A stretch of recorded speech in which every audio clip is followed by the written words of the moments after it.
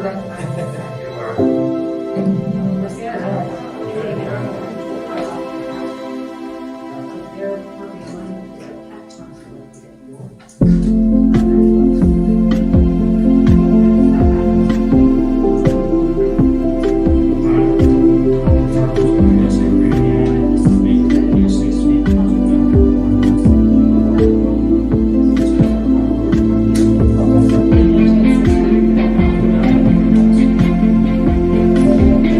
That would help with the recordings,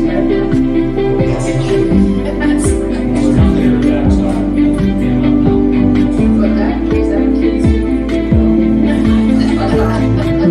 It's for something in the meetings on, and you have to run the meeting, like, okay, so you can't have full faculty. Just a combination, right? If it's an open thing, you can have 50%. If you have like an in-house thing, no, it's 50 people next. No, like a faculty meeting, a faculty meeting.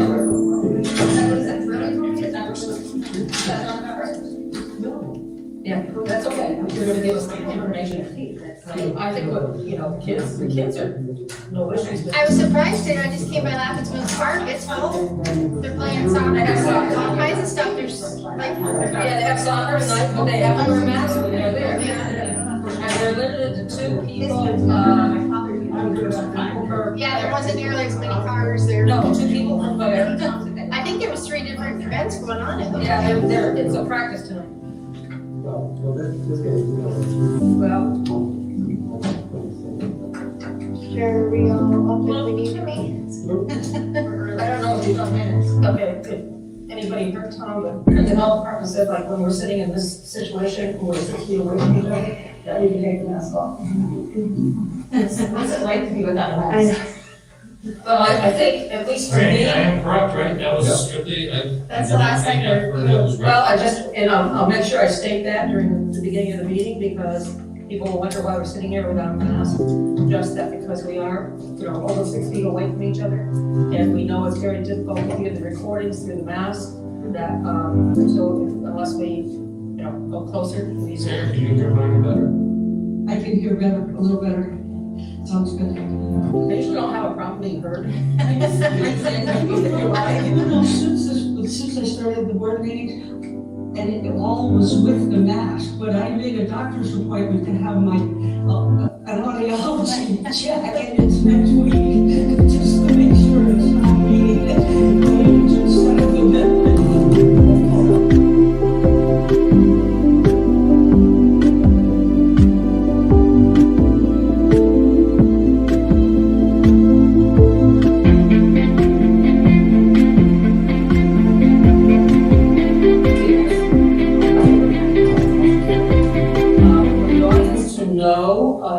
That we are without our mask because we're over 6 feet away from each other. We're in a very small group, and we've checked with the health department. So we hope that will help with the recordings and what you can hear on the recordings and the videos of the meetings. Pledge of allegiance. Pledge of allegiance to the flag of the United States of America and to the republic for which it stands, one nation, under God, indivisible, with liberty and justice for all. Roll call. Ms. Berry. Here. Ms. Graves. Here. Mr. LaFountain. Here. Ms. Mitchell. Here. Ms. Morgan. Here. Mr. Peters. Here. Mr. Thurber. A motion to approve the agenda with the addendum of adding superintendent's report at 4.5. Have a motion? motion? Motion, Mr. LaFountain, second, Mrs. Morgan. All in favor? Aye. Motion carried. Okay, 4B, Dr. Palmer. Yes, ma'am. You want me to go up there and speak that way too? Or I don't have a problem right here. can everyone hear me loud enough? No problem. Yeah, I mean, as long as it's good on the live feed. This live feed doesn't have any bearing with these microphones, it's for you in the house. Okay.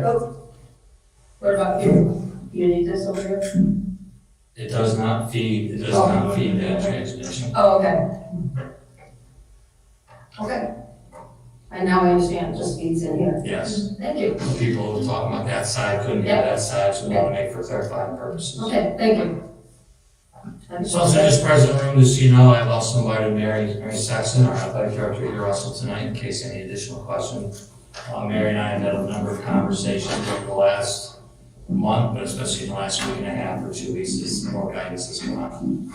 Did you want to start with the report first, or did you want to start about the overview? Do you want to talk about sports first? I think that you've got a couple of things that the audience will be interested in, so let's. So the reopening of school. So the reopening of school right now has gone off well. Parents have done an excellent job, especially in transition, so time of change, with our parent drop off, but also only having 50% more people on each of the days has reduced the bottleneck of traffic. So it's traveled, the traveling part of it has gone very well. Going around a new loop, going around to the middle school, for delivery of students in the middle school. Parents picked that up the first day. We had an ample number of people out there supporting that. Thought it went off very well. It's very steady numbers. We have increased the number of remote learners back to in-person, as some people already felt. There's 7 in the intermediate school. Intermediate school that have come back to the AABB schedule versus 100% remote. Teachers, I report, are doing an excellent job, and we still have a full teaching staff on board. Just looking at my notes. And just for conversation piece, as far as CV Tech's a different model this year, our level 1 kids over there are going on Monday and Tuesdays. The first level students are going on Mondays and Tuesdays from 9 to 2:30. And then our level 2 kids, the higher level kids that have already finished 1 year of completion, is going on Thursday and Friday. So they're finishing week 2 of this. I've not heard anything bad concerning that. I'm going over there next week just to take a look also. I'm just looking. Dr. Palmer, can I Yes. ask you a question about remote students? Yes, Do you have a number of how many students have opted for the total remote at this point in time? yes ma'am. Just wondering. What do you want to be? Yes. There's 172 students in 9 through 12 that have opted out, 94 in 6 through 8, and I think it's 177 in the elementary school. So that would be pre-K, That 5? would be pre-K through 5, yes. Thank you.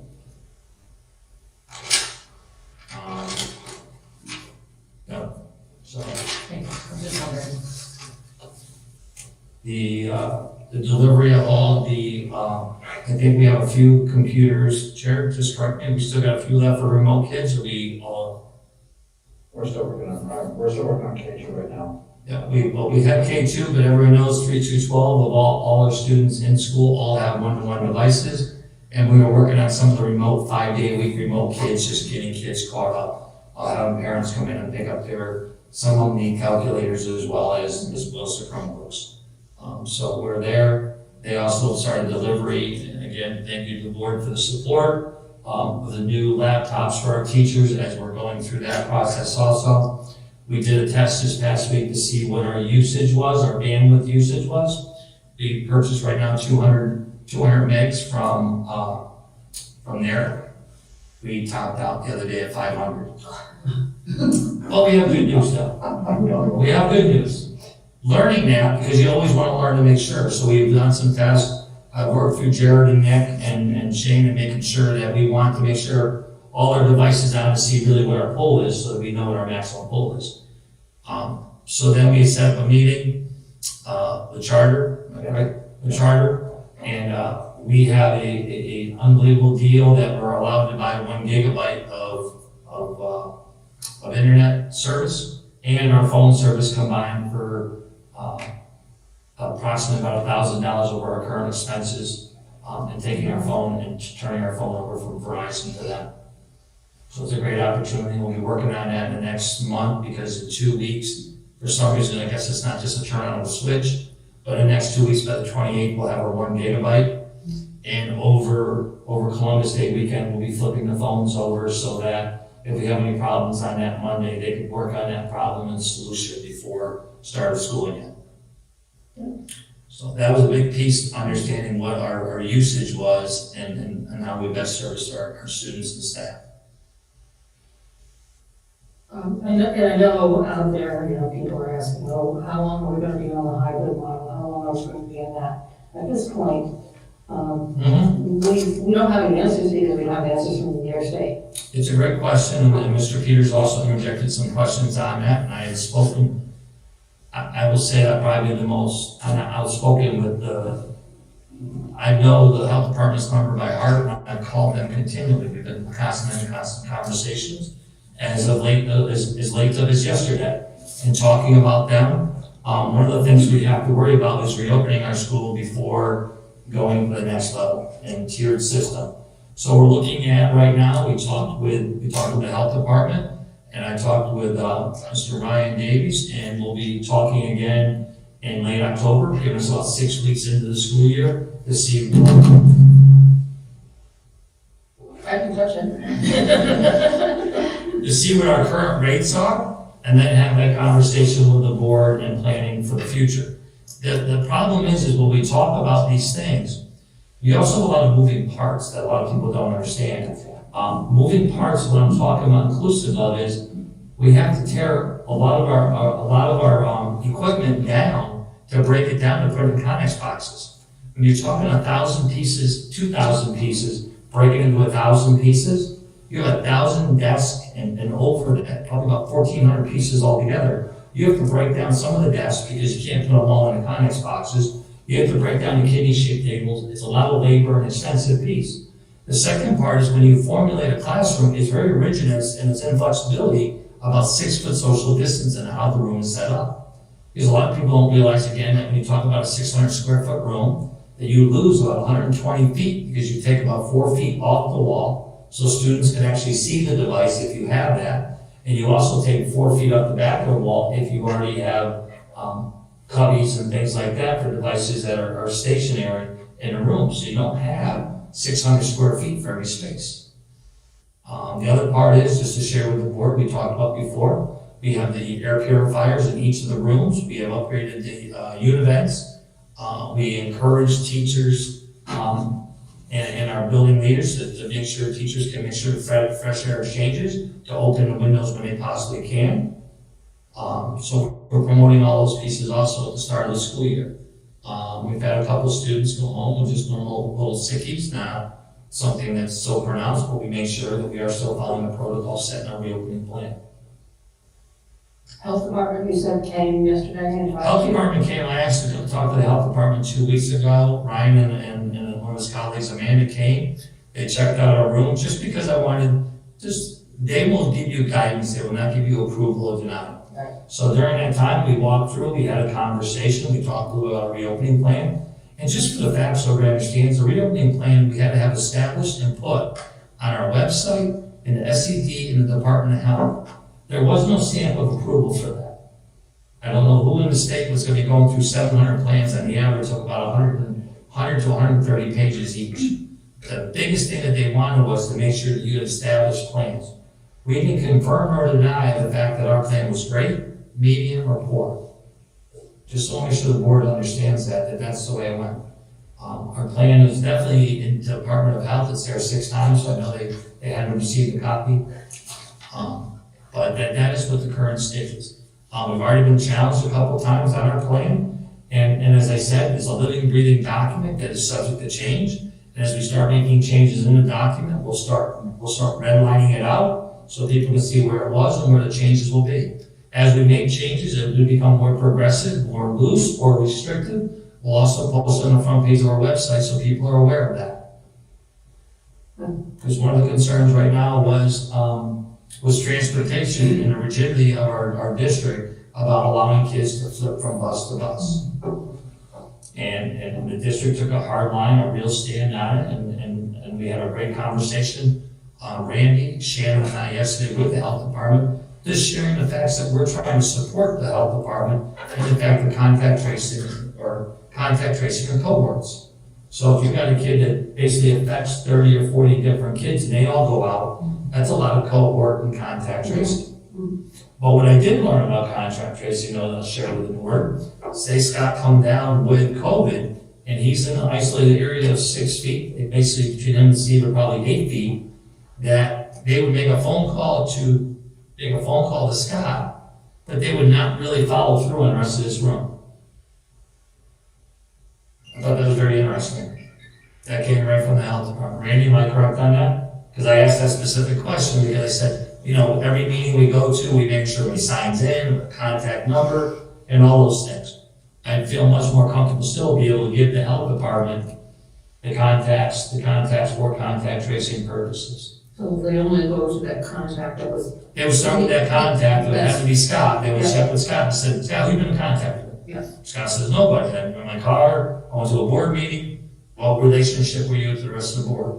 I was about 8 feet, 12 or 14 feet from Randy, and according to the health department, they specifically said they would probably, that investigation will stop at that point. Because you think about the number of cases potentially that could be.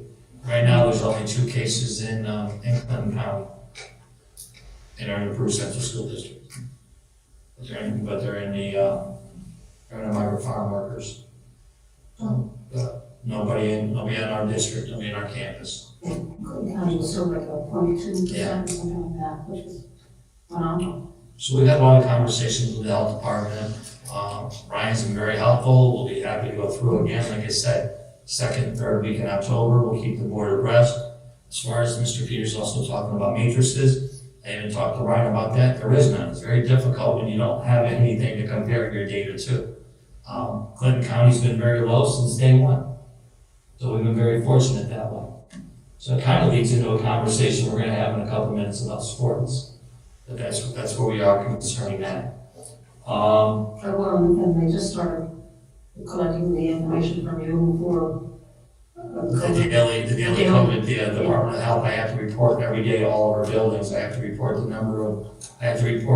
type of construction we provide, which is ours, the hybrid, number of students that are on campus, number of students that are off campus, staff on campus, staff off campus, or not just staff, teachers identified on campus, teachers off, and then support staff on and support staff off.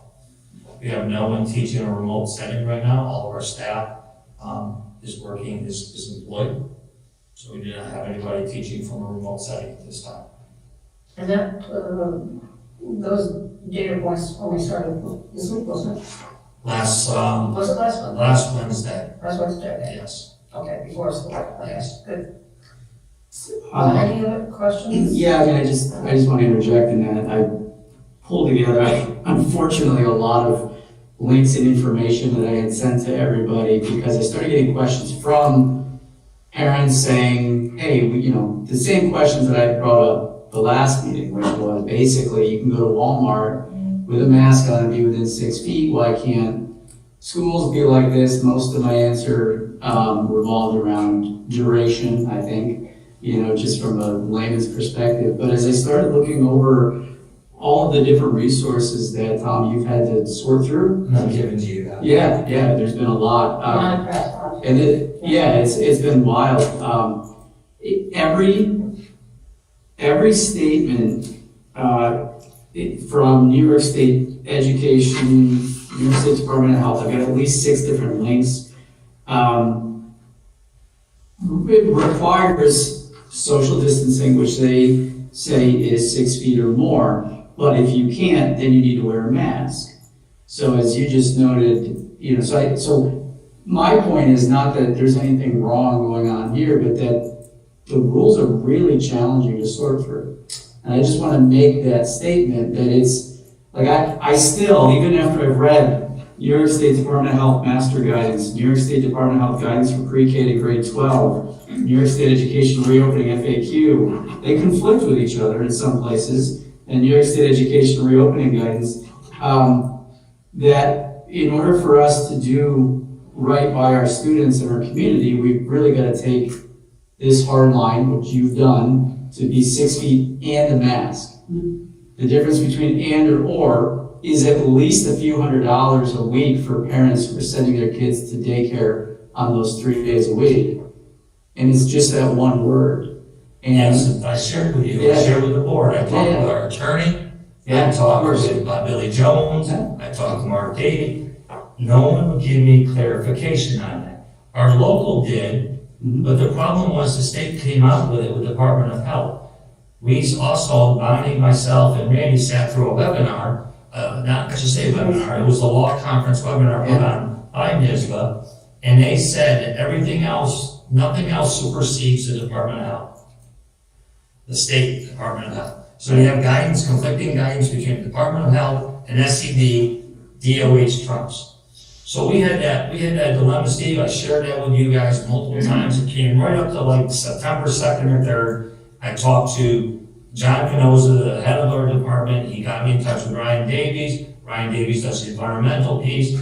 I talked with, there was another contact in Albany, which did not respond, but all three of them came through. And I go, look, here's the dilemma, but here was the other issue. We had one document that said 6 feet in, another document, as you said, says or. And I struggled with the part with or because of the fact, and I shared it with the community in our town hall meetings, I shared it with the board. I know this plan's not the best plan for our families. We struggle with that for the fact. But if people want to understand now, these are the moving parts that we need to know. If we go on, and we met all summer, month of half of July, right, we had about half of July, most of August, with the PAT membership. So we had about 15, 17 members on their leadership board. All of the administrators, we talked it out. The issue is that we had a great number of teachers of high anxiety. If I went 100% back in, even though the reg said 6 foot or, our kids would be about 3 feet apart. I wouldn't have had teachers here.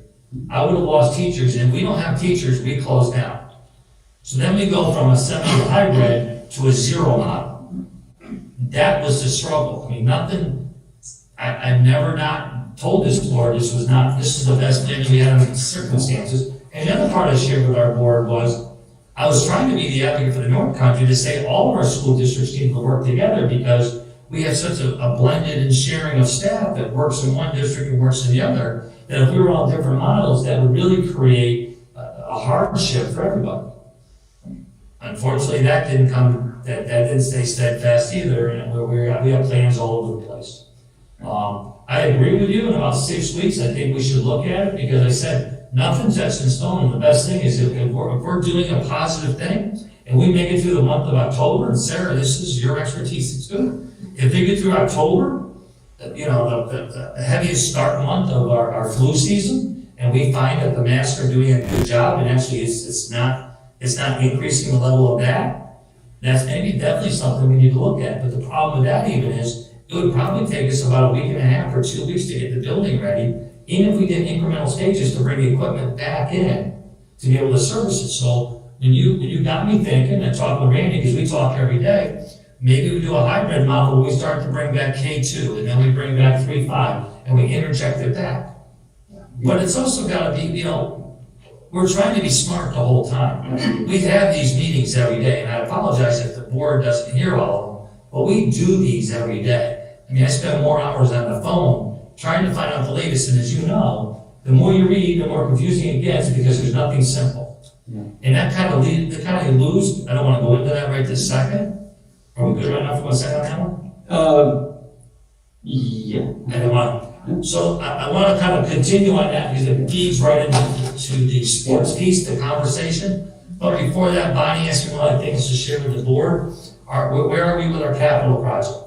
So our capital project got approved, the board approved that. We are now in planning stages, and it's going to, our hopeful start of turning the district over, and I don't mean the entire district, the district over October 1.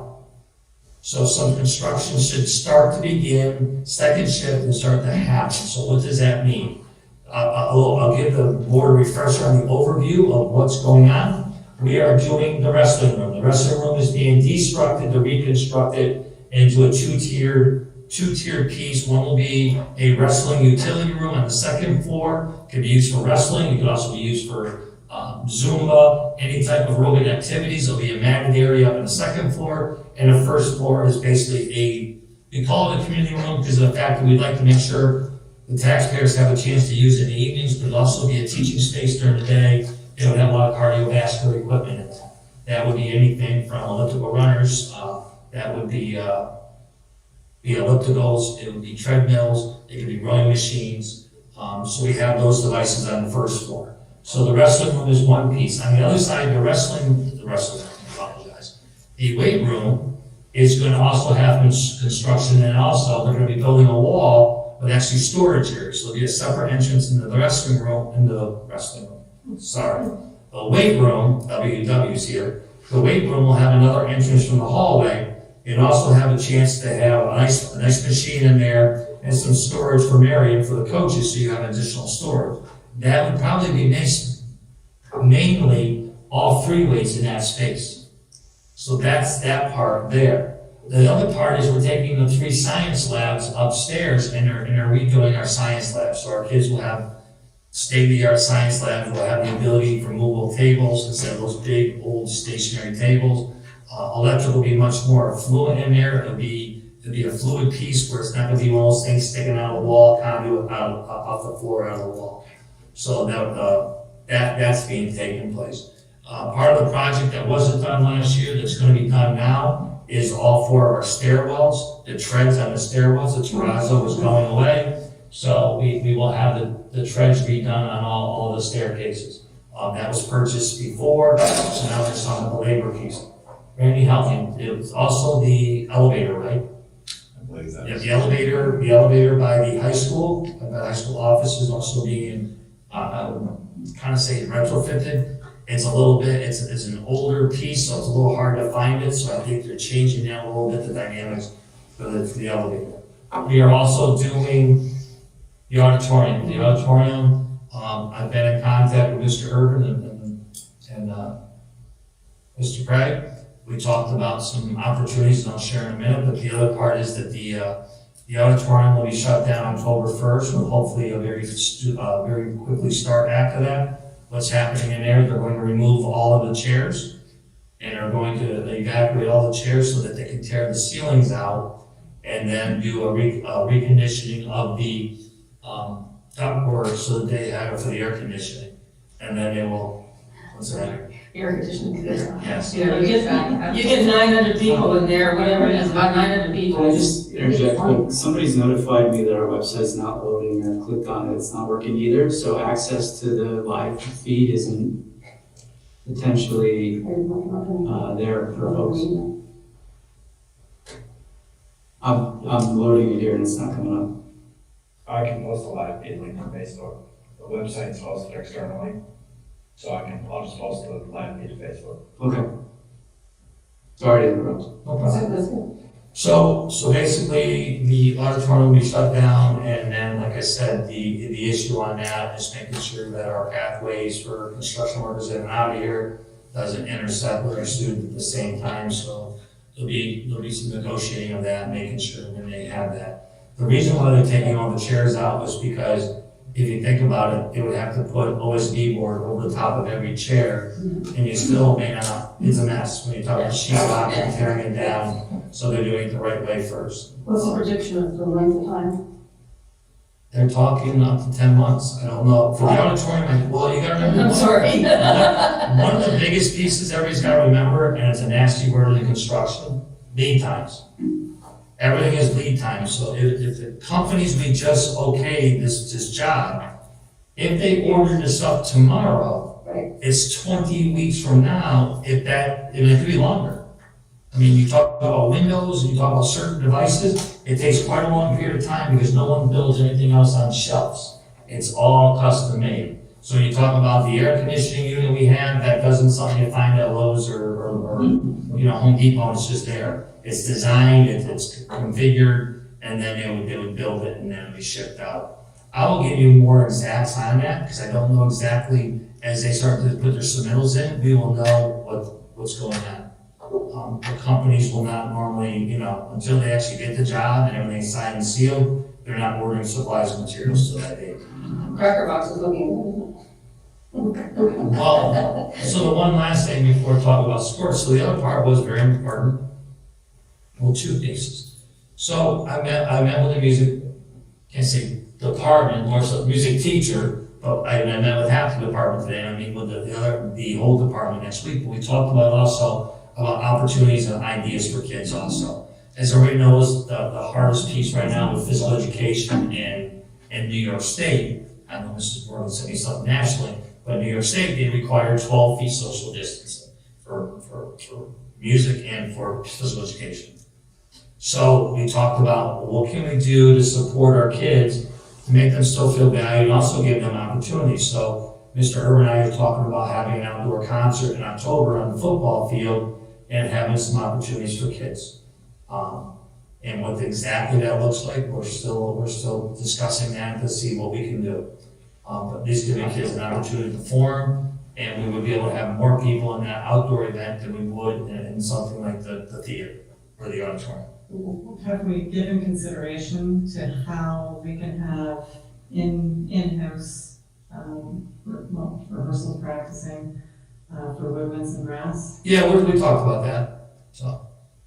So that's a continued, It's continuing. conversation. Yeah, it's not an easy fix or an easy solve, but, I had a preliminary conversation today with them. Mr. Peters and Mrs. Berry gave me a lead on, the person in one of our, local association, Lions Club, and they're willing to give us some additional resources, also support that. So there are also some coverings and some things like that. So I brought that before the music department today also, and again, having further conversations and looking at pricing and looking at trying to get the best quality, but still at the best price so you can maximize opportunities. We have music boosters too, don't we? Yes, Okay, that might so it's a combination. Okay, good. So we can blend those resources together. If we did an outdoor concert, that's still going to be limited unless New York State raises the number to 50, is that correct? I'll go where I can do 50%. Oh, okay. I'm talking with the health department. Okay, good, good. I mean, the biggest thing is My this. big worry about that. The biggest thing is we still have to be smart about it. I don't want to be in the paper for this. There's better things to be in the paper for. Right. But like, for example, if Mr. Peters and his family were all there, they could sit together. And then you'd have 6 foot social distance between them and the Mitchells. And, you know, you could They do it have. at churches right now. I'm sorry? That's what they do at churches right Yes, now. so we do have the capacity to have, you know, in that type of You do environment. drive it.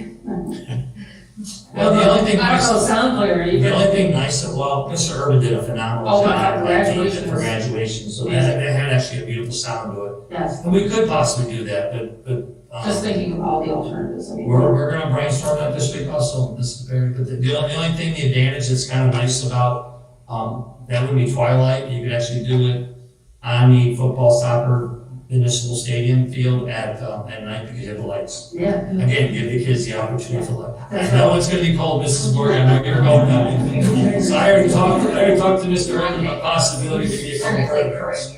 Yeah. No, you know, the opportunity. I know, I thought the same thing, below 50, so we're definitely talking to be cold. So we're talking for a late, we put an order in for a late, That's what I'm thinking. we call it Indian summer. No pun intended. Too soon. Too So soon. seriously though, but a late summer, so that's what's kind of going on with the construction piece also. Good, So excellent. the sooner we can get them in here, hopefully the sooner we can get them out as far as getting the auditorium back in. But like I said, our music department's been great and having good conversations and hopefully a couple activities, couple ideas for them to actually have the kids participate too. And that means those science labs will be, That will not happen until next summer. oh, next summer, the science labs. That will not take Okay. that will not take away instructional time. So the only one that's, what's going to happen right away? Right away would probably be the wrestling area because of the fact that's such a large project. Okay, That's basically a major, With the weight room. I think they're gonna build that out on both sides. Okay, Yes, so at I the think, same time. Okay. I think the biggest piece that we gotta remember on that weight room, they're actually taking the roof off. They're taking the floor out, they have to redo it with rebar because of the fact they have to make it for seismic activity up in the North Country. They have to make it earthquake proof for that. and wasn't wrestling was one of the high risk sports, am I correct? So, That's really how you. yes, and they're pushing that off. That and competitive cheer are both listed that way with an asterisk going towards later in the year. We do have other spaces though that they could utilize. What's that? If wrestling was given the go-ahead by the state, there are other spaces, so it's not like it'll just be We a. will have to make. Or Mary's gonna have such a juggling act trying to figure out who's in what gym. So, Sounds. any other questions of the board? That's where we're at. It's kind of a quiet summer, slow fall. So nothing's going on the other side. And like I said, you know, the road is not complete, the road is done for right now until the binding to the top coat comes on next summer. The electrical is also in, just so you know, the earliest part of the third phase, we also have, if you go back there, you'll see 2 monster units. We have generators now that will support the entire building here. We have that capacity for electricity also. This building, This whole building. what do we, They have some other they generators. had them over there, Yes. so they got one. They have those. So the 2 new generators here. They have So, not been commissioned yet, though. So we just need to talk what you said was the summer, sorry. Yes. And then the electrical we finish at the same time as that. Electrical will be done anytime, Sarah, that'll be coming up within the next 3 weeks or anything. I think they're hoping. Same thing, Columbus Day weekend, and go in and actually turn the power over to make sure that that's operable. Thank you. So, a lot of changes. a lot of progress. It's very over. Okay, thank you. Anything else? Any other questions? It's true, we have so much conflicting information because we have something from the New York State Department of Health, but then our Clinton County Health Department said something different, and then State Education Department puts another ramification on us. So parents need to know, our community needs to know, we're trying to work around all these conflicting information pieces and provide the best for our students, because students are still our first priority. We do have a little authority to make public resolutions to ask for phased guidance for getting back to that 5-day-a-week schedule. I mean, we got shut down, everybody got shut down in March. And then effective or not, we were phased back in, and then it just kind of stopped. And we're picking up the pieces in a way for, we happen to be pretty fortunate here that we've got 2 cases. Most other counties have dozens and hundreds. But we really should be making those requests. We do have the authority anyway to make those requests of our elected officials to help us get to this part safely, whether it's in October, December, January 2021, doesn't matter, but we don't have a way to do that. You know what I mean? Like there isn't any evidence out there that says that, or any matrix or anything that shows us what it is we're supposed to be doing safely. So not only are our teachers supposed to, and administrators supposed to be educating children, we're also now, it feels like, supposed to interpret this data and be scientists, I guess, to get to a certain point. We could at least make that plea at some point. And we do have that authority.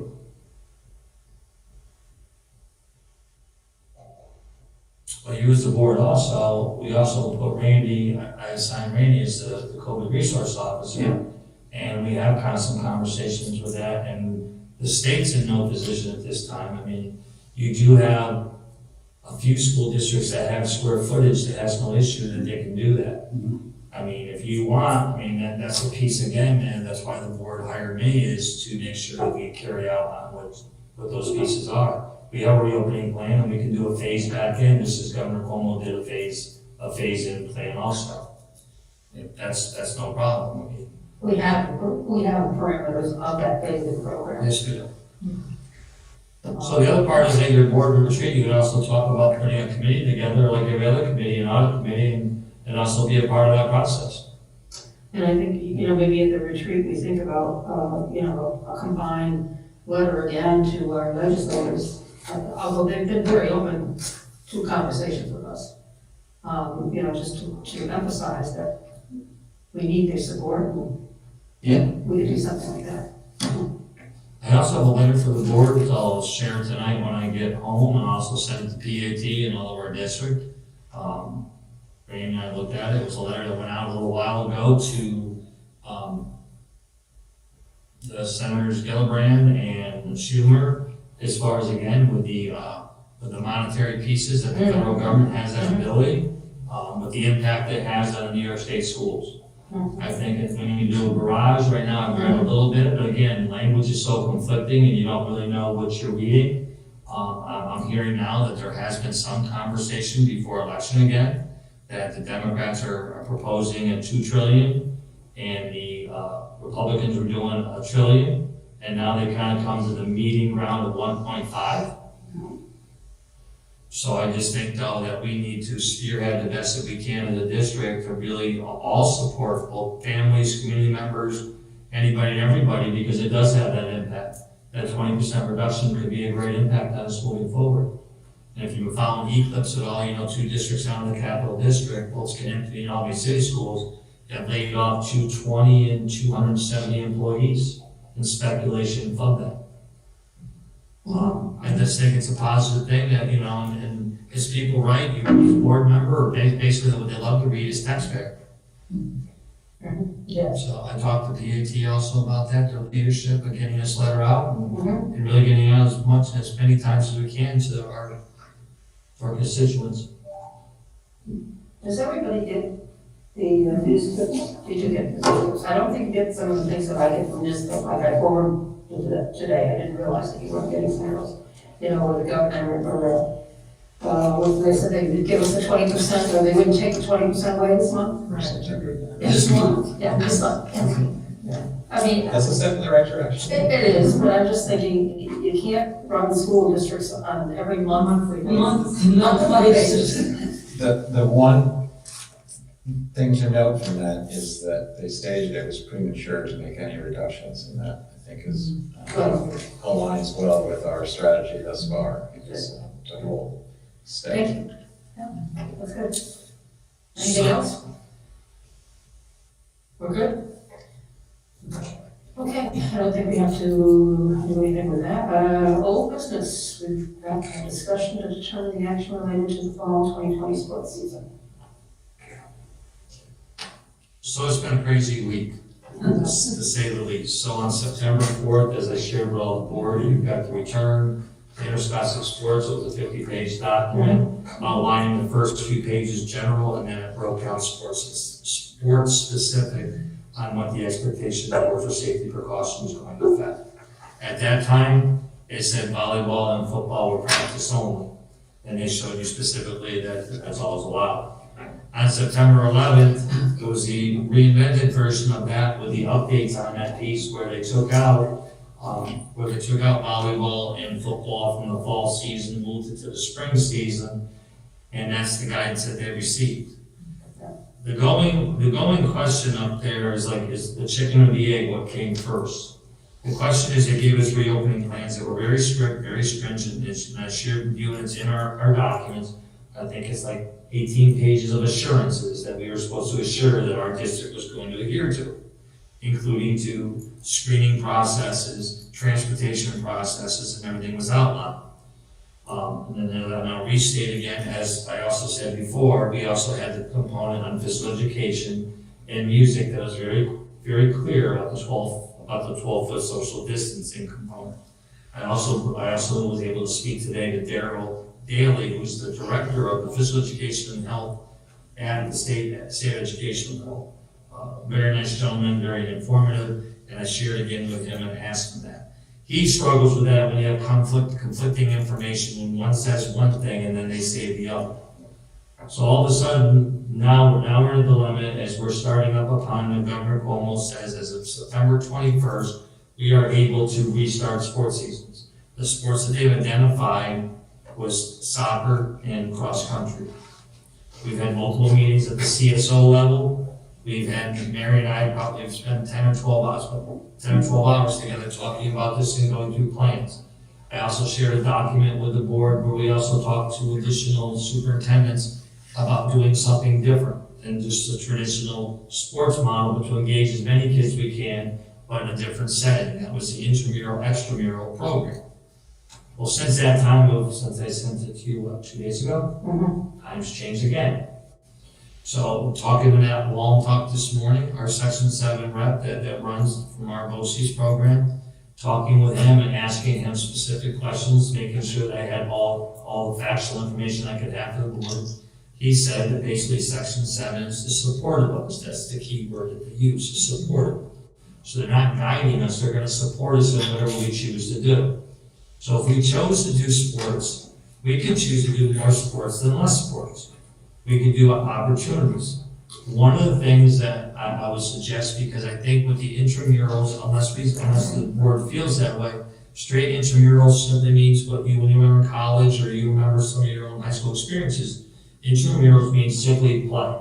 It doesn't mean any coaching, it does not mean any instruction. It just means that we go out, 4 of you, it's 4 of us, we go out and play a game. We participate in an activity. There's no coaching or anything like that. That's what intramurals is. If we want to participate in athletics, Section 7, as I said, is offering right now, is offering soccer and cross country. And we would follow the stringent guidelines that are in there and how they're supposed to participate. Mary and I talked, and I also like to try to get as many sports as we can in the fall for the simple reason that we don't have a crystal ball in determining how long we're going to be in school. If this thing happens to blow up again for some reason, which it didn't blow up here the first time, but if it did blow up this time, that our kids would not be back in school. So my suggestion would be that I talked to Matt, and he says he'd like basically, it's like Burger King, have it my way. So if I asked him if I wanted to do, for example, swimming, gymnastics, we talked about, as I shared with you, the sports that we kind of outlined in an intramural and extramural. We could do gymnastics and swimming. We could do tennis and golf. We could do the cross country and soccer. Bowling. And bowling. If bowling's a question mark for the fact that the bowling alley doesn't know if they're opening. They can open October 5th is the date that they talked about. And when we talked about, Mary and I had a lot of conversations on that, nice conversations. We talked about, well, what does that look like for Peru? So to give the board kind of a broad view if you decide to go that way. Like for example, with gymnastics and swimming. Gymnastics and swimming has 4 teams in the North Country. They have Mariah, they have Ausable, they have Plattsburgh, and they have us. We're like a 3 or 4 team merger of ours. Our team that we support is our kids, Seaton's kids, Beekman, they did, we had a Beekman, First one. and we have Sarah, right? That's Sarah gymnastics. Mack and Seton, first one. Is that gymnastics or swimming? Swimming. Swimming. So, Gymnastics is our own program, but the thing that we were able to talk about was, if we did both of those sports, we would share with Plattsburgh, we'd be able to share their pool, and at the same time, they would share our gym. After we got done, they could come in and do an hour, hour and a half of gymnastics, and it's a trade-off. Because we would not charge us for the pool usage during the fall. Again, I'm gonna say this though, it's a modified season though. There'd probably be 2 or 3 meets, but they would have the opportunity besides practicing, at least to compete. What I strongly encourage and request of the board though is if we went that direction, that we be adamant that we would not participate with Essex County schools. That we'd stay home in our own bubble, that we'd stay only with our people, and that we only play schools that play within Clinton County. We do not play with crossover schools. And I'm making it up, so this is not for gospel, but Sarah and I wanted to go down and play Boquete Valley or Mariah, we would not have them on our schedule. So that is my strongest of recommendations on that piece, because and if we play some of our schools 3 or 4 times close to home, that's okay. I think it's mostly about getting kids going out, having an opportunity to participate, and being a part of an activity. Same thing, like I said, to Mr. Urban, as far as our music and such. That's important for kids to have a couple opportunities. May not be perfect, but it's better than nothing, to have a couple opportunities to engage. So, any questions of the board? You talked, worked out the plan with Plattsburgh and Beekman, correct? That started the fall Okay. That's why I'm saying about Okay. section, yes. Okay, so, As of late, 20 or 40 minutes ago, and they posted, there's an article now, that's a working document on the Press Republican, that they're listing the schools and who's decided to participate in sports and not. So Beacontown and Plattsburgh are both TBDs. Most of Essex County is actually opting out of sports. That's it's a little inaccurate on my direct line, but we'll just leave it at that. It's okay, because I had personal conversations with those people, so. Well, it's just interesting that you said like not with Essex County, and I'm thinking, okay, is it Essex County schools, like Osceola Valley is our closest, that's another close district, but they have kids that live in Essex County. They're both. They're up, but Essex Not County. live, but actually they'll participate against, competition against is what I'm referencing. I know Osceola's a borderline school, because it floats both ways. It does. We would hold really strict, stringent rules. I mean, unfortunate that, I do know what some of the outside places are doing as far as the summer youth soccers and things like that, but in that guidance document specifically states that kids are to wear masks. Yeah. And talking to the person down at Albany, he says that we should strongly enforce that that's what we're gonna do and participate, that's what we need to do. So if we're doing these intramural, extramural sports, and we're offering them, the kids that maybe not turned in their paperwork for a fall sport, would they, I assume they would have the opportunity if there was something you're talking about, like the bowling, golf, tennis, things that would be winter and spring, if they, I assume they'd be able to turn in their paperwork to be able to participate in those sports that they didn't know were gonna be available in the spring, or in the fall, I mean, and then. Well, let me correct you just so the accuracy. Okay, so what we were talking about was the best laid plan that I had for the board that I shared with you in your document fell through. Okay. So that part of the now, let me take that back, Sarah, so now I'm not playing games, okay? Yeah, If the board elects, you have two choices, this, in my eyes, your two choices on decision.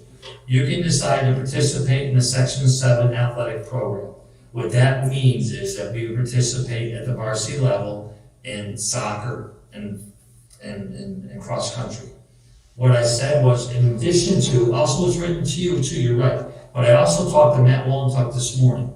And I also asked him, could we participate in other or bring other sports forward that would accelerate what we're talking about right now, because we don't know what would happen at Christmas in the spring. And also some of these kids lost their spring season anyway. I think it was Linda or you talked about golf. Yeah, you're right, it's aeration. The golf usually goes up to about the beginning of November. But the biggest thing on that is, if kids are out, say they get 2 practices and 2 tournaments, or 2, they got 4 opportunities they would never have. Right. No, So, yeah, I just think you try to understand what you're saying. right, okay, so either way, what I propose to you is one, which kind of is falling apart, or doing the league, we still have opportunities for kids that we can do that. So the second question that you really are kind of alluding to is talking about a Mary question, talking about the logistics of now, we're gonna have to work with those students, okay? But that's a piece where you're talking about getting their paperwork in, getting their physical and things like that. If we get starting in a week, I got again, I have to pay for it. That would happen if the board elected to go to Section 7 sports. Intramurals does not require physicals. Okay. But only for soccer and cross country if they did Section 7. If it's section. But what's happening then on this, I know it's starting to sound like a wordplay. What happens on Section 7 is this. They're willing to, I hate to use the word sponsor, they're willing to sponsor though, the other sports if we elected that we could do those. Again, these are low sports, these are not, like I can't all of a sudden say, hey Matt, we want to do football right now. But these other lower sports that are not high impacted sports, we could elect to do. Like for example, it doesn't hurt anybody, and we don't know we know for our district, very doubtful that we'll have swimming if we don't offer it now. Right. Because I've already talked to other superintendents and the availability of the pool at that time is not going to happen.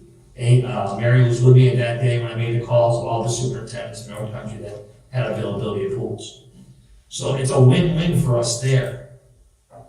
And then the same thing with if Plattsburgh has an inability right now in their current situation to do gymnastics in their home site, so they would be able to use our facility, and it's vice versa. So it's a real good partnership of sharing the same resources. And those kids would be technically playing with each other at some point anyway, so that Yes. as far as contract tracing or whatever, they're still in their cohorts. Yes, we're not crossing cohorts, Sarah, as far as like our gymnastics, while making up Mary with Sarah, gymnastics is 5 to 7, because our coach just gets here late, right? Right. Plattsburgh can come in 2:30 to 4, we could wipe down the equipment, and then they come in, then we would come in and use it.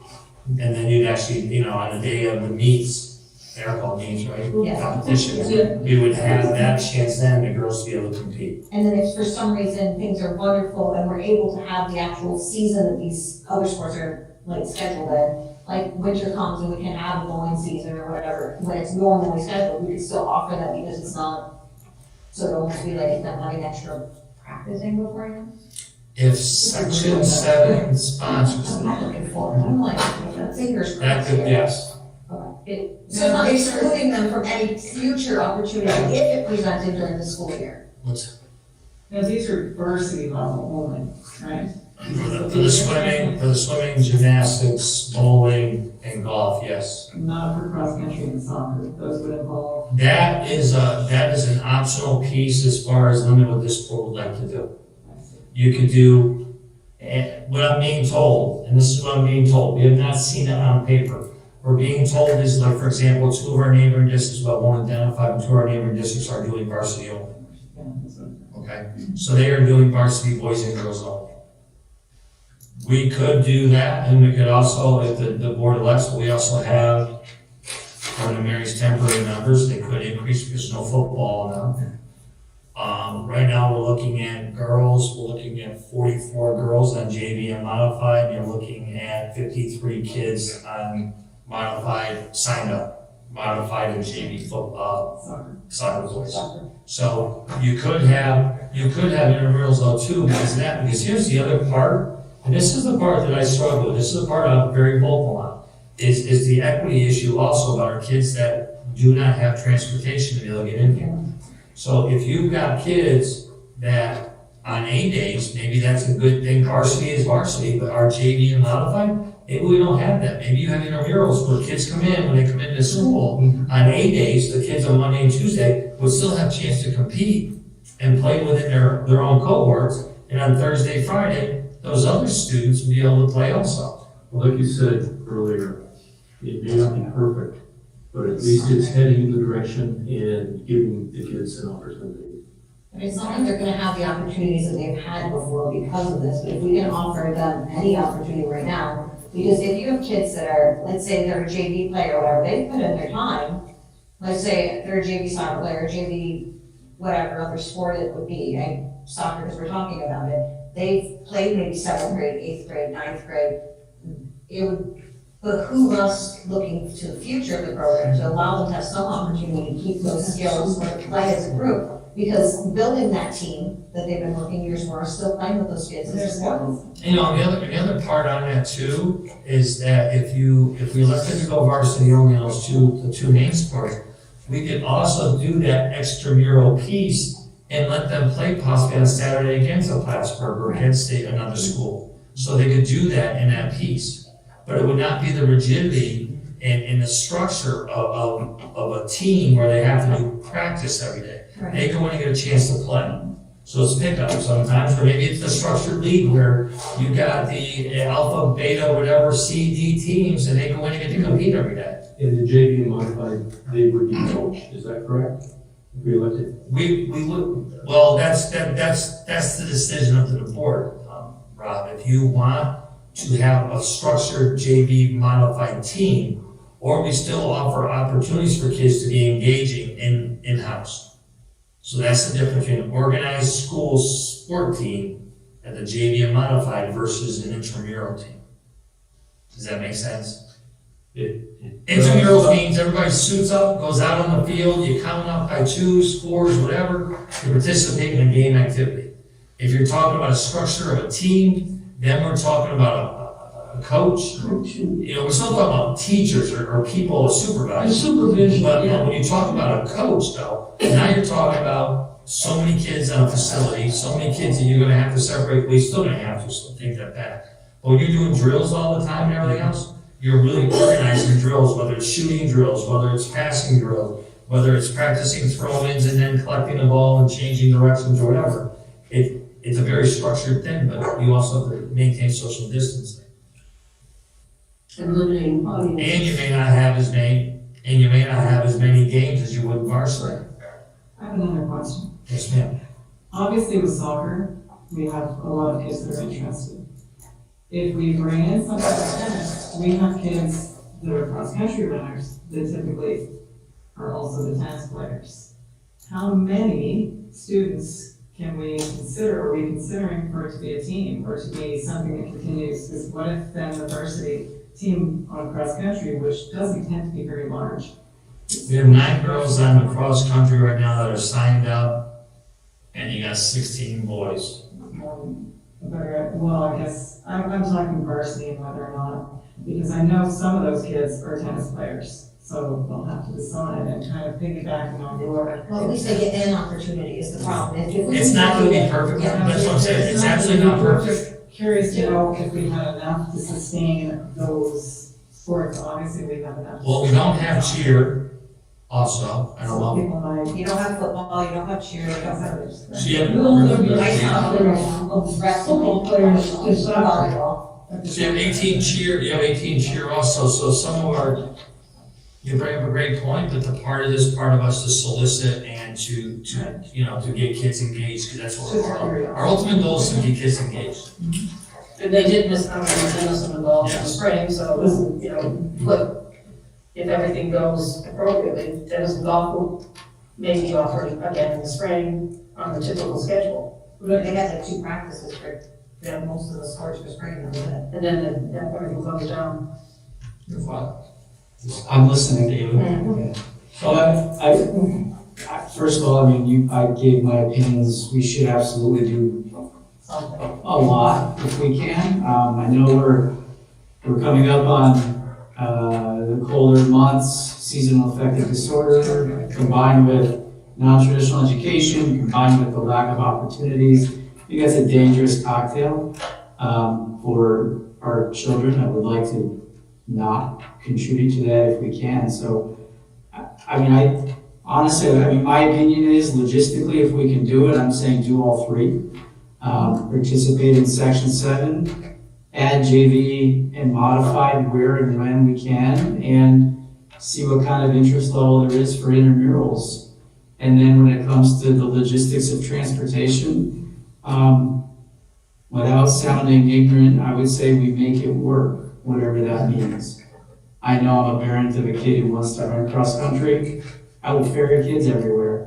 Whatever it takes, mask on, volunteer, whatever I have to do to make it happen for people that don't have rides. So, and I do think there's That's a slippery slope though, because I've talked with the insurance company on that also, so we need to be very, very careful, because that understood, But it but comes into a much greater thing than just rah-rah, that you have to worry about. One, did that person have a DWI? Does that person, you know, it needs to be a screening, it needs to be a screening process in the whole bit. Can't be careful.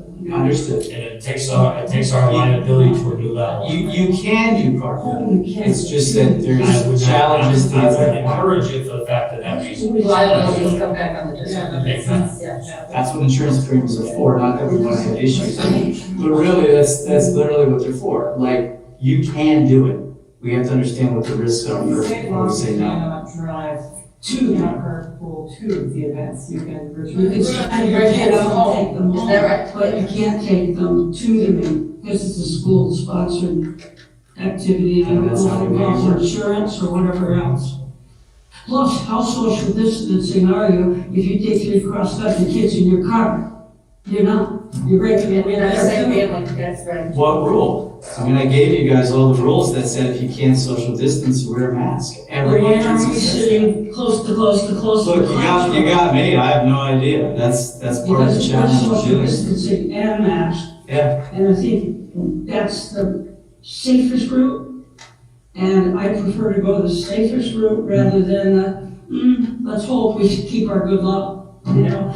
I don't like fingers crossed. Don't think I'm saying let's not take the safest route. Oh, I know. What I'm saying is we'll make it work. Right, I can't see making it work with carpools, that's all I'm saying. There could be other ways maybe, but,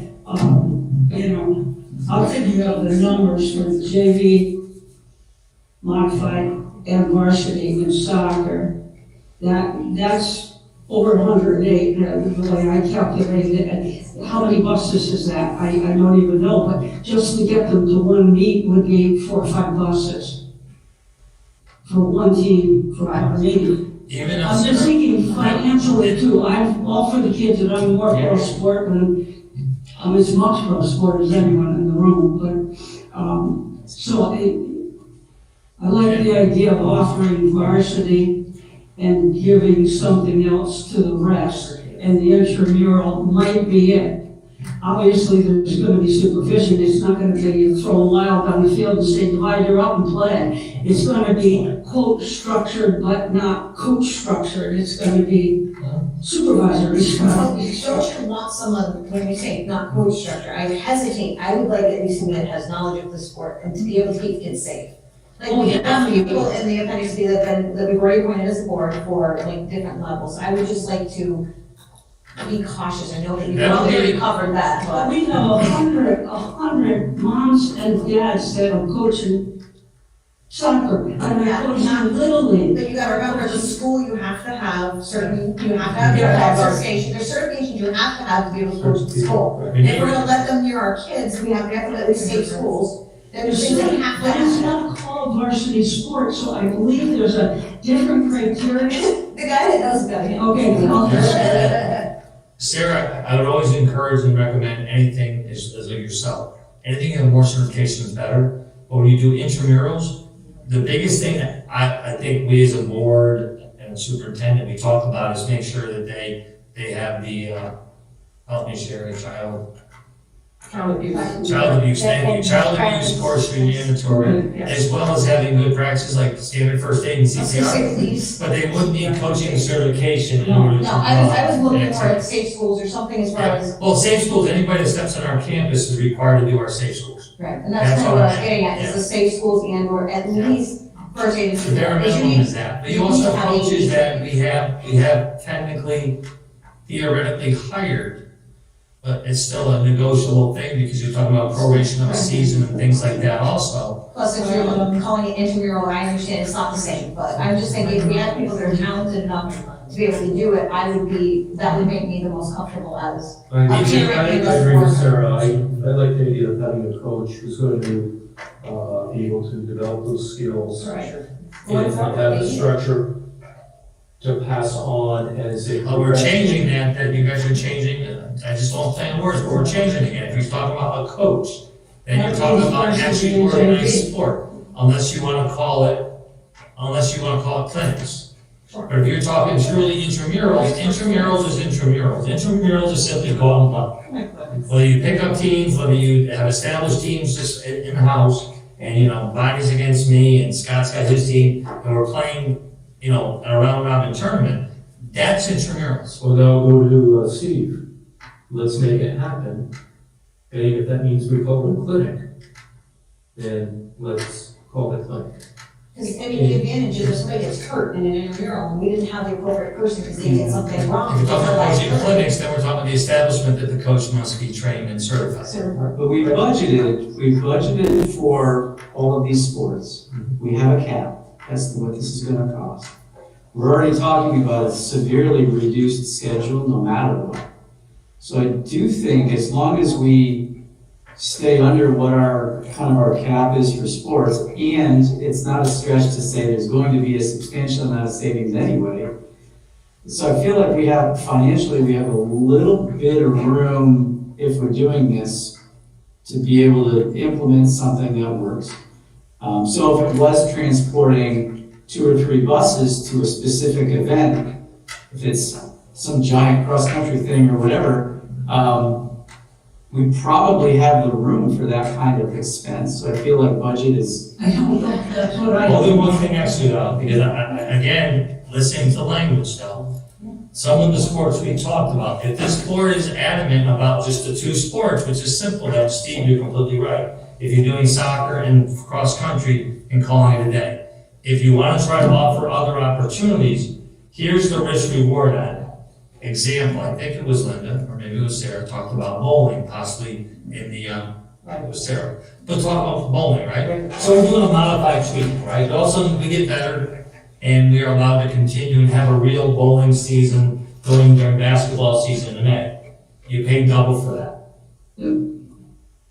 I'm just saying apples to apples, just like another thing, tennis, same thing. You're doing, so it does add up. And the other part is, just to bring back the doom and gloom of reality, we also have a 20% reduction, or actually take it back, in our guidance that Randy and I, we talked about during the budget season. We only cut 10%, and that 10% was not evident, or it was not taken out at that time.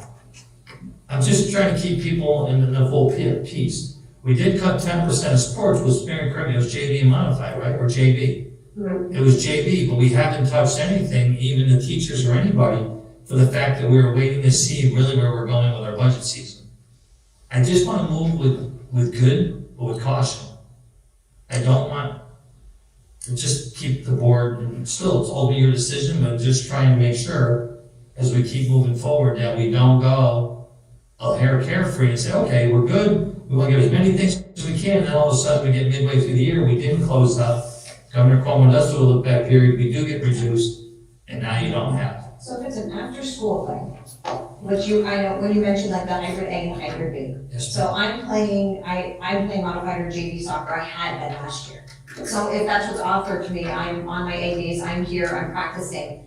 We talked about the haves and the have-nots, those that have rights, those that have not. If they don't, are we going to be busing them on a tertiary run?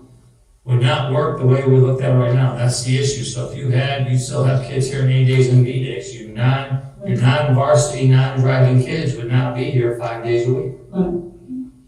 So those that would be here, even those that they stay after school, they might, we don't have academic study hall, so it would start right after 9th period instead of after Yes, 10th period. could, yes. And then it would run like an hour and a half or whatever it is, so it would be after the elementary run, so they would. They would not be allowed because remember. Right, I know they can't ride the bus, that's what I'm saying, but they would be probably completing after that, so they would have to have their own ride home at that point, or, Yes. and then if we're looking at the competition for section 7, we're looking at a varsity level, which is, or potentially, we would be responsible for transporting them to the contest, and it would be busing like it would have been last year or the year before for any sporting event. Where we had a bus, if it was close by, sometimes the bus wasn't there to take kids home, but it was there if needed. We'd have to negotiate that and work that out, Sarah, and find out what the families, what the situation is at that time. We are supposed to be, providing transportation home, but if you got the child that does not have a parent who goes to the game, that does not support that, we need to make sure we don't want to relinquish that responsibility to another person. Right. I just wanted to make sure that I understood what you were talking about as far as busing for expenses, we can kind of think about it. Because we have a lot of things on the table as far as options. And the other thing on the aspect of sports, if you read in that, the one thing they talked about is travel teams. They talked about reducing the size of your teams. They don't want 22, 24 kids on your soccer team all the way down the sideline, waiting to get in a game. I don't think we do either, just not only. That's what I'm saying, Yeah. the thing is you want. That's just not a great experience for those 22 kids. Well, it's a trade-off, there's pros and cons to both sides. If you're not a very good player and you just want to be part of the team experience, that's one thing, but as we all know, when you start getting higher numbers, they also become deterrent on what the mission and the goal of the team is. I had 36 kids one time on a modified team. Yeah. I'm surprised I have any hair left in my head. That's why third grade. Yes, ma'am. We had a program a few years ago, and it lasted, I can't remember, 3, 4, 5 years. It was called the Mighty Milers. We still have that. It was basically, I think 3rd through 6th at the time. You still have it, sir. And it was after school, and at some point in time, there were over 50 kids. Now, I don't know the numbers now. And every one of them was with one of our wonderful faculty that chose to run. And they would divide those kids up, and one group might have 10, one group might have 3. The faster kids went with the faster teacher. They went all different routes. They were running every different way 2 days a week. They still have it. It was a wonderful program. Now, what is that called? That's not They still have it. intramural. They still have it. Okay, but it's not intramural. It's not modified or anything. It's not a certified coach. It was a club. It was a club. It was a Yeah, club. right. It is a club. It was a club. So why can't we call it a club or make it cooler if you don't like the word club? But it doesn't have to be, quote, intramural. Okay, cool. But that was a highly successful, there were some That's what they're doing. that the numbers in track and the numbers in cross-country shot up because they were motivated in the 5th and 6th grade. And they really thought it was cool. I mean, I have a grandson who absolutely dislikes running. And yet, he's run mighty milers in 5th and 6th grade, and he's run every cross-country team since he was allowed to in 8th, 9th, and now 10th grade, if it's possible. So I think there's ways around everything, but what's the best way is what we're trying to decide. I know Mary has pulled her mask off a couple of times. Anything, I know you and Dr. Palmer talk frequently. We have, actually, we just hit on the point regarding as far as rosters go and limitations that we'd be looking at. For example, in cross-country, if there's a meet with 4 teams, they're saying not over 12 participants per school. There are numbers like that we would be looking to Okay. work within. And the other thing that I would add is for each of the sports, that Section 7 will be moving forward with. There's a committee being formed that ADs and various stakeholders are signing on to, and they're working on protocols. You know, for example, I have a gymnastics one in my hand. So all of that is being put into place so that we can implement that. My assumption, and forgive me if I've made that, but I think it's spot on, is that our kids were going to be held to the highest level of safety when it came to COVID transmission. And I kind of assumed that going in, and that's what you just said, so I appreciate that. It doesn't happen, it's just like any other situation with sports. You don't follow the rules and regulations, the safety guidelines, you don't stay on team. You don't participate. That's right. So these protocols are currently being written up. It would be worked on. So we don't have them yet. You have a lot of those already in here, though, Ron. So, yes, 12 I didn't hear, but. I assume like cross-country soccer would be, or the protocols have already been done because those are sports that are allowed to start. So, right, so section 7, and we agreed that we would not start any practices until September 28th. Correct. It's just a week later, just to get organized. Just to get everything organized. So section 7 is willing to do the varsity meets with soccer, games with soccer and cross-country. Period, that's it. Okay, then what we're looking at is can we offer students, whether you call it intramurals or clubs or clinics, can we offer that for possibly, well, swimming and gymnastics? Explain that one to me, because Plattsburgh is saying, you do the gymnastics, you Yeah, do the so swimming. we talked about this, and actually section 7 would offer that. There's not a lot to it because of the fact that you're talking 2 definitive sites, and you're only talking 2 teams. Because you're only talking about Plattsburgh and you're talking about Plattsburgh and us.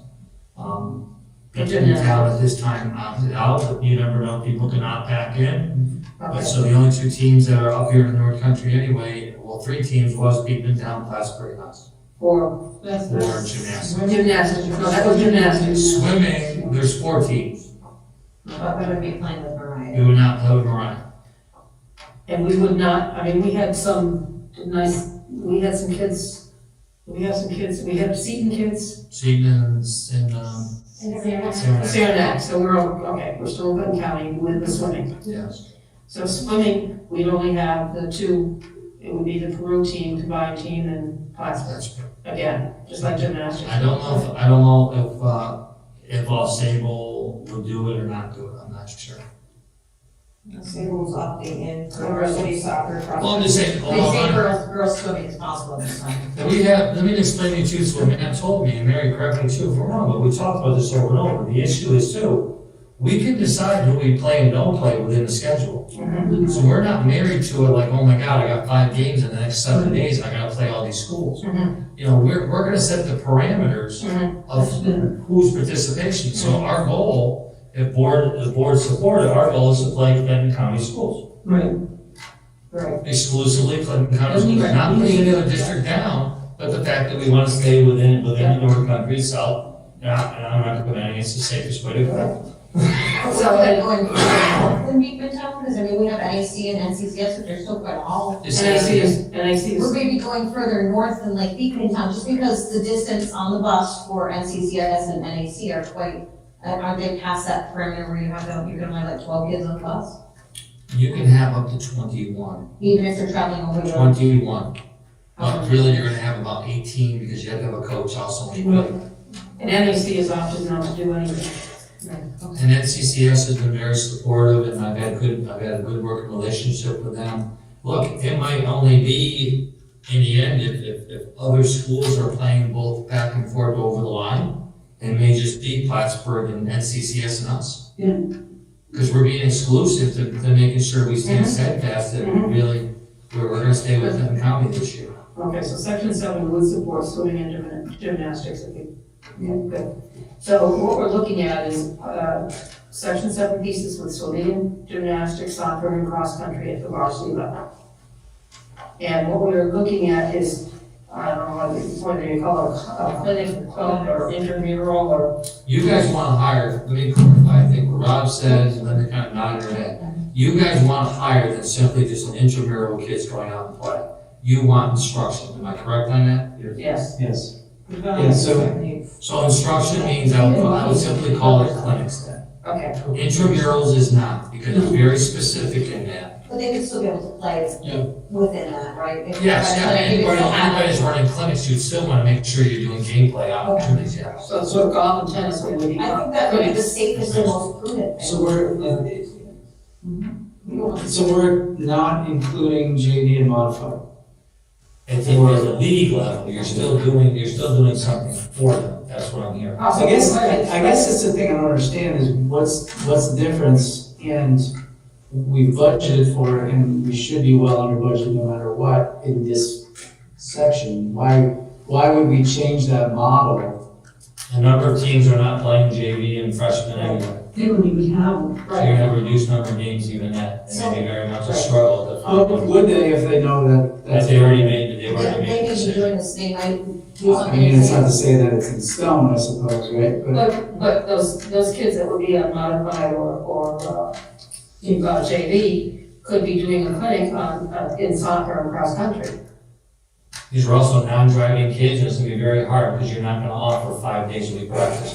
So you can offer them so they have a better opportunity, like if I had a JV soccer. Yeah. These legal kids are not gonna just be here like this. Well, no, I understand that part. I just don't know why we would change the model. To allow for more kids to be able to participate and be able to. Yeah, I mean, I know in the past, schools have had modified A and B in soccer. We have numbers for that on both sides. I just, I think we're talking about transportation and everything else. Well, we're also talking about other schools not doing this. You could have your A day, if you had another day, A versus B. I mean, you could have your hybrid A's and your back versus your hybrid B's if you were doing clinics on those days, because they still, and you're gonna get kids, like they're saying, you're not having volleyball, you're not having competitive cheer, you're not having football. There's a huge group of kids there that may just wanna we'll play. just do something. Right, so that it could be, Yeah. this gives them an opportunity to get into it might not be their chosen sport, but it gives them an opportunity to have that camaraderie, to have that social emotional wellness involvement, and get an opportunity to play something. Keep them active, keep their mind going, because Yeah, I'm, they may not we're get a saying the chance same to thing. play, yeah, they may not get This a is chance inclusive, to not exclusive. Yes. You go to sports teams, you're talking about inclusive. Right, so you have You're options to exclusive, involve more that's kids if good. you wanted to, but those kids that still wanna play next year, God, hoping that we don't have a pandemic next year, still their interest is there, they're working on their skills, they're playing with their teammates, they might have extra teammates in there, but they still have that ability, and you're still keeping that interest, so when we're out of this, when we return to normal, like full. When we're talking about the clinic, because I'm all for it, it's quite an added expense, is it not, or is it? Because We're not transporting them anywhere, so you're saving on busing. You would still, there's two ways to look at it. I would look at it from a perspective that it would be an hourly rate that's already predetermined within the teacher contract, or we do a proration of what the stipend is for that position anyway, and prorate it up to a daily rate of pay. You're looking at So now, so it now be a Yeah, new, have we observed guidance for spectators and social distance? guidance and spectators right now, they said is 2 people per child. So who And, monitors that? Huh? Who monitors that for the What about parents? I'm sure it's gonna be the athletic director says, yeah, it is. And I don't see where swimming and gymnastics could be part of, the clinics because of the pool situation was going. That would be, I think, I'd That would be a varsity level. Yeah, bowling, yeah, that's right. And then I'm saying bowling, we're not sure what's gonna happen with the I was bowling. trying, I called the bowling, alley. I played golf for them all summer, the 3 boys. But Yeah. I've not gotten a call back, we'll try to look at that, because there's some real specific guidelines on bowling also. You cannot commingle your team Right. classes, your teams. So if your one team is on lanes 3 and 4, your opponent could be on 5 and 6, but you never cross each other. So if anybody knows anything about bowling, when you start talking about breakage down of lanes and looking at shots, it does change. If you get the right pair and they get the wrong pair, you can really have Bowling is questionable. I think that was questionable. I think it's the kids that lost out last year on that. In the spring, we had a couple of kids that were gonna go to states. Yes. They had a legit chance, so if we could do it at a very minimal, I mean, we even looked at the opportunity guys where they could do, 3 weeks and do 2 matches. But if they got to do that, Wednesday night is a great night. That's not about promoting bowling, but Wednesday nights is $10 for 3 hours. That's a lot of bowling. My son can throw 17 games in 3 hours. So, anyway, but that's, at least it's opportunities for different kids.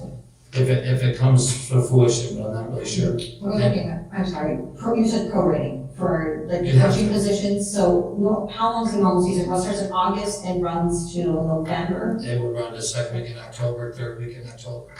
so we're looking at, 7, 11, or roughly 11 to 14 weeks. as opposed to now we're starting September 4 28th weeks. to. 4 weeks. 5 weeks. So some of that savings could be reappropriated to the clinics to make sure that these kids have these opportunities. You with clinics. You still got a person that, you mean for additional people? The club designation is probably more accurate. Right, Is that, club, clinic, yeah, what I'm saying is these things that we're going to do. The opportunity. Thank you. Yeah, opportunity. These sportsy like opportunities, Yes. the money that we would have been, it's almost like. It just be, we use the famous saying, but it is We're just reallocation moving of money resources, around. yes. Okay. I just wanna make sure that. It wouldn't be additional cost. Whatever name we're gonna call it. Right. so can we split the motion then? And I don't know if it matters, but, because I think it would just add some clarity for anybody who's watching, that I guess I could do it, because it started making. You're the first one for varsity. Yeah, so the In motion. section seven, section 7. Yeah, participate in section 7 for Clinton County only for varsity sports, soccer, cross-country, gymnastics, and swimming. You want potential bowling, golf, and And, yeah, Possibly, possibly Possibly bowling, golf. anything else we're gonna have. You just can say, guys. Yeah. Whatever about opportunities section 7 presents that we would have the opportunity for our kids. Bowling, golf, and tennis. Yep. As presented by section 7. Yeah, okay, so that would be the motion, participate in section So you're 7. not like sloths. That makes sense? Yeah, participate in section 7 for Clinton County only for varsity, soccer, cross-country, gymnastics, swimming, bowling, golf, and tennis. It is varsity, yes. Right. section 7 stipulates only varsity. Varsity. Okay. At the varsity. Yeah, Clinton County. Yeah.